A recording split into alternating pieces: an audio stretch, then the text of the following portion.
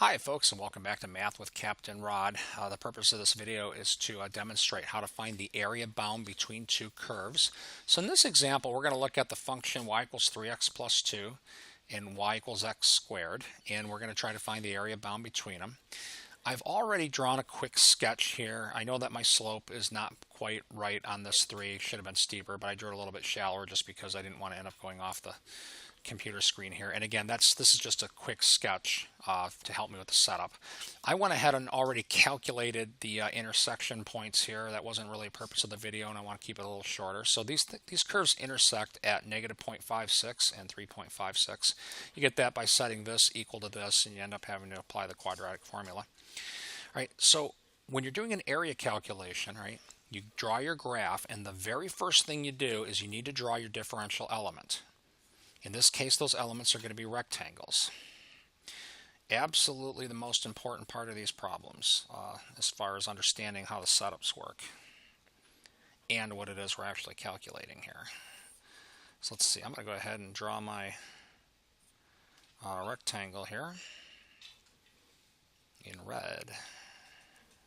All right, now, whether these rectangles are finite or measurable, it kind of depends on how it's a little bit optional. Since I'm going to set this up with an integral, I'm going to draw it like this, and I'm going to go ahead and label this thickness dx. If I were setting this up for a numerical calculation, like a numerical estimate, I'd probably call that a delta x. Difference between dx and delta x is a finite measurable thing. Dx is an infinitely small value. All right, the area of that rectangle is what's important. That's going to be a dA. It's a differential area because the thickness is a differential thickness. And the area of a rectangle is length times width. Now here the length is not just one of the function values. The length of that rectangle is going to be this distance, which is defined by this curve, minus this distance, which is defined by this curve. So the length of that rectangle is equal to 3x plus 2 minus x squared. There's the length.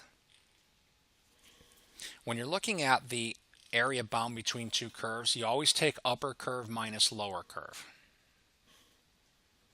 Now, to make it an area, I still have to multiply by width. So dx.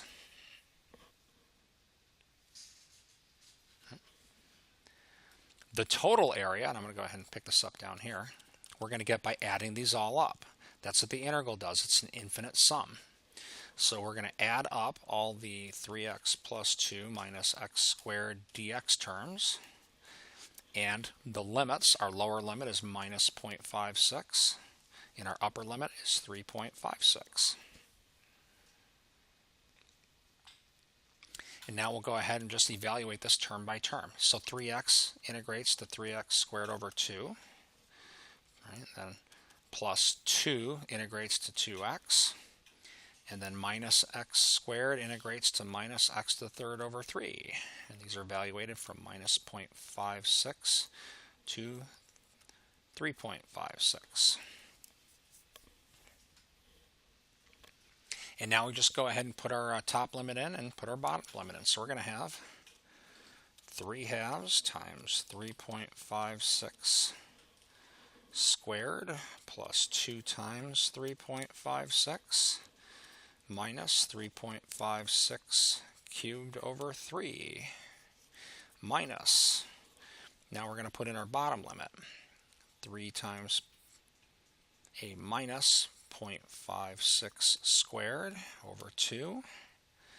Now this is minus 0.56, so I'm going to put minus 2 times 0.56, and there's the minus sign, minus, now this minus 0.56 cubed is negative also. I'm going to take that minus sign and just make that a plus. So here's what it looks like if we go ahead and put in our top limits, subtract our bottom limit. I think what I'll do here is pause this video here and give my team here a chance to calculate that. folks. All right, so I'm back, and let's see, it's looking like 11.7 comes out of this. So again, the purpose of this video is to demonstrate, how to set up an area calculation using a definite integral and to evaluate the integral. Always start with a picture. Draw your graphs. Always draw your differential element, and make sure you label it. Honestly, I probably should have labeled the length of it as well.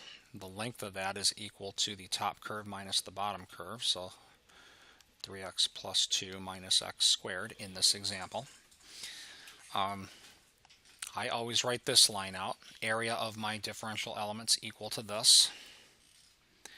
The total area we get then by integrating this expression from minus 0.56 to 3.56. And again, the integral symbol, what this is, it's an infinite sum. So this is the summation part. So you have to imagine these rectangles kind of moving left to right like this, and all contributing to the area here. So that's what the integral does, is it gets all of the rectangles from here to here, and we evaluate it by finding an antiderivative and then evaluating at the endpoints. So I hope this video helps demonstrate how to find area using integration. Have a great day.